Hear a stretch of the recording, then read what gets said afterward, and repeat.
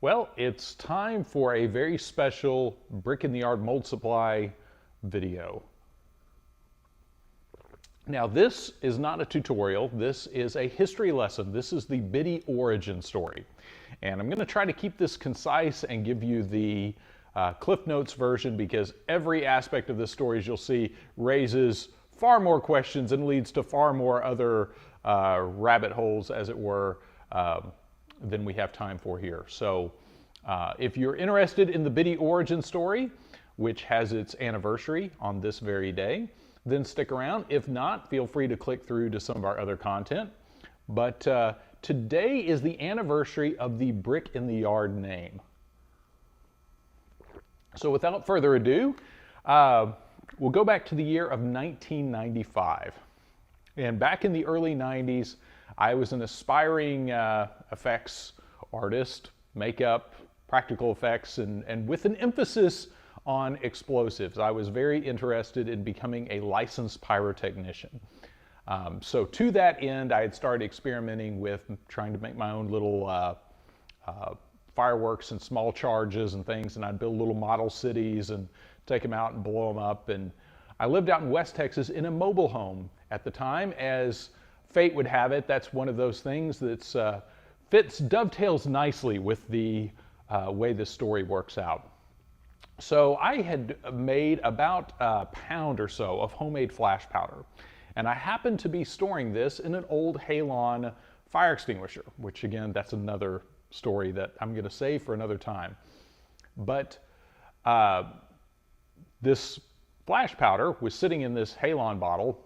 I'd put in through a very small opening, through a little brass fitting at the top. They'd gotten stuck, and I had to get it back out because I was about to go out of town for the weekend, and I thought, man, if something were to happen to this, that'd be terrible, and be a terrible disaster.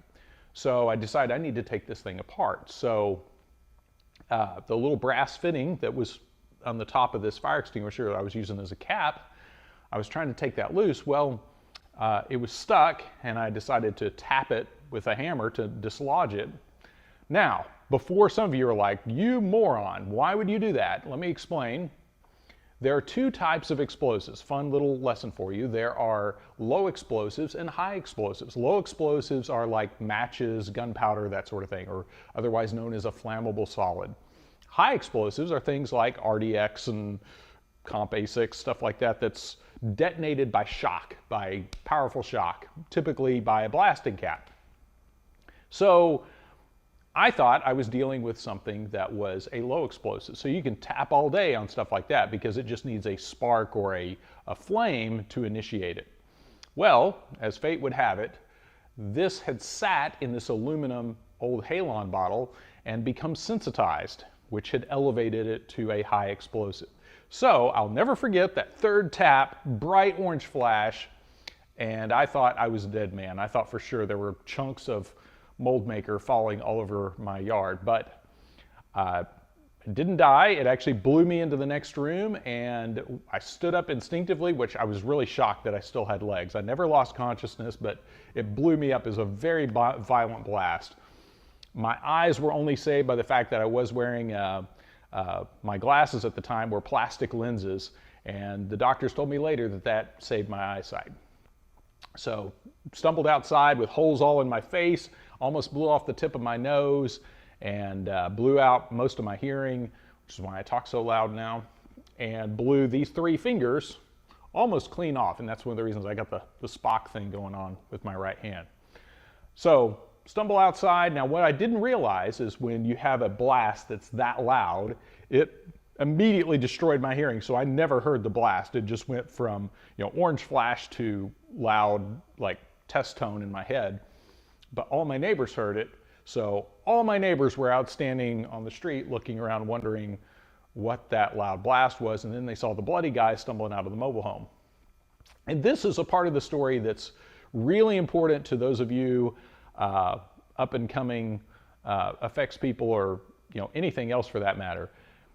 If there's ever a chance where you might be quoted later by the local media, you need to be very careful what you say.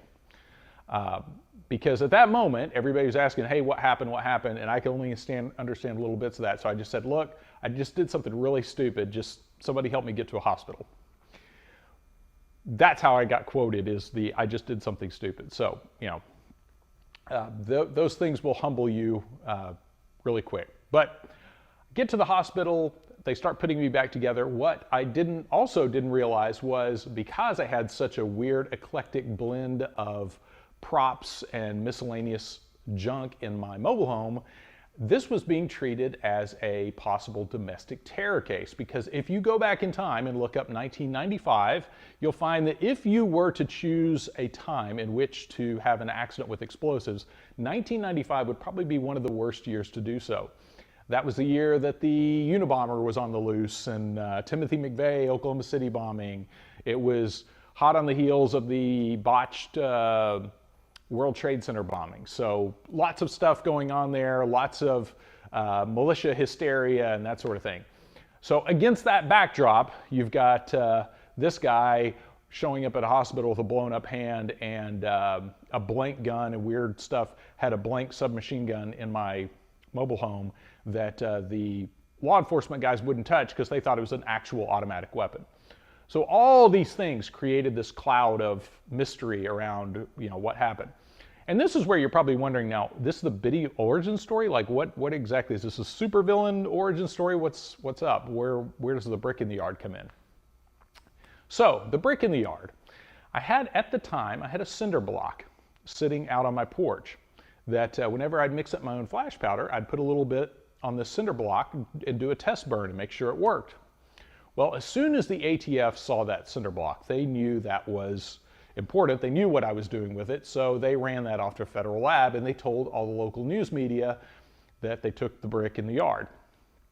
Well, nobody bothered to explain the significance of the brick to the local news media. So that night, all over Lubbock, that was the big news, was this guy blowing himself up in his mobile home, and as they were itemizing all the suspicious aspects of this case, they ended with dramatic pause on the brick in the yard. And several of them said that. Now, again, back to my situation, I was in the burn ICU for the night, had hand surgery. I got put back together very well, I might add. I have almost total use of my right hand again. Other than having almost no hearing on my right side, I think I fared pretty well. And they actually thought that I was on drugs because I was so happy at the hospital. And I kept trying to explain to them that, no, I'm happy because I'm alive, because I know that violent blast, I should have died. So I was so happy, they genuinely thought I was on drugs. And they kept, at one point, I had a nurse was wheeling me in to get, right before surgery, and they were about to give me anesthesia. And they were like, we have to know, if you're on any kind of drugs, you've got to tell us, because this could mess with what we're about to give you. And I said, no, I don't do drugs. People that do drugs do stupid stuff. And then Buddy had a good laugh about that. So got put back together and released from the hospital. And I started having people ask me, hey, what was up with the brick in the yard? I was like, man, I don't have any clue what's up with the brick in the yard. And then my good friend Chris George was kind enough to run me down and say, hey, when you're feeling up to it, come over and I got to show you the news footage. Like news footage? Like any good friend, Chris was kind enough to grab a VHS tape, as we used back then, to record things off the television machine. And he recorded some of the news footage from that night. So now I will wrap this up with the actual news footage from that fateful evening, November 10th, 1995, with the original news coverage, so you can enjoy the original brick in the yard coverage. And saying he had, quote, done something stupid. Inside the trailer, witnesses say they saw test tubes, gunpowder, and laundry detergent, along with some weapons and considerable damage. Uzi laying in the living room floor, a hole in the floor, a hammer through the roof, and a brick out in the yard. Rogers remains in the burn intensive care unit at UMC. Well, Rogers is listed in serious condition. Following surgery, he'll be placed in the burn intensive care unit at UMC. Eric Eric, it sounds suspicious with the gunpowder and detergent and so on. What do we know about Rogers? Well, neighbors describe him as a nice young man and that he's in the National Guard. And neighbors say they're surprised that something like this had happened. Okay, thank you, Eric. Neighbors say they heard a loud noise and saw 22-year-old Reed Rogers stumble outside. We noticed that this guy come out the back here. He was walking like this. Medics rushed Rogers to UMC where he underwent surgery on his hand. Doctors also treated him for burns but expect him to be okay. Blowing off his hand in an explosion Friday. Hospital officials say surgery saved the right hand of 22-year-old Rogers. The explosion occurred in Rogers' trailer home last night. According to witnesses, Rogers was found outside the trailer, bleeding from his head and hand and saying he did something stupid. Test tubes, gunpowder, and laundry detergent were found in the man's home. Police also found an Uzi, a hammer through the roof, and a brick in the yard. The trailer sustained considerable damage. Rogers is recovering in the burn unit at University Medical Center. A Lubbock man to the hospital. It happened last night at the 4300 block of East 3rd Street. That's where the blast knocked out windows and shot scraps of metal through the air. Neighbors say they heard a loud noise and say 22-year-old Rogers stumbled outside. Medics rushed Rogers to UMC where he underwent surgery on his hand. Doctors also treated him for burns but expect him to be okay. So when I first heard that news footage, when I first saw what you saw, my reaction was, I've got to use this somehow. And my thought was, if I ever start a band or a business or a cult or something, it's got to be called Brick in the Yard, whatever. And so later on, about 4 years later, I started Brick in the Yard Productions, which then a few years after that morphed into Brick in the Yard Mold Supply, and then sometimes known by its acronym of BITY Mold Supply. So there you have it. That's how we got here. The ominous brick in the yard. I'm sure there were couples and people all over Lubbock watching that news that night saying, we got 5 bricks in our yard. We might want to bring those in tonight. But there you have it. The brick in the yard story. That absurdity of that reporting is what launched the business and mold supply shop that you know today. And of course that was, as of today, that was 27 years ago. So thanks again for watching. I hope that was edifying and filled in some of the blanks, and I apologize if that probably created even more questions than it answered, but still, there's at least you have a good idea as to why we arrived at the name Brick in the Yard.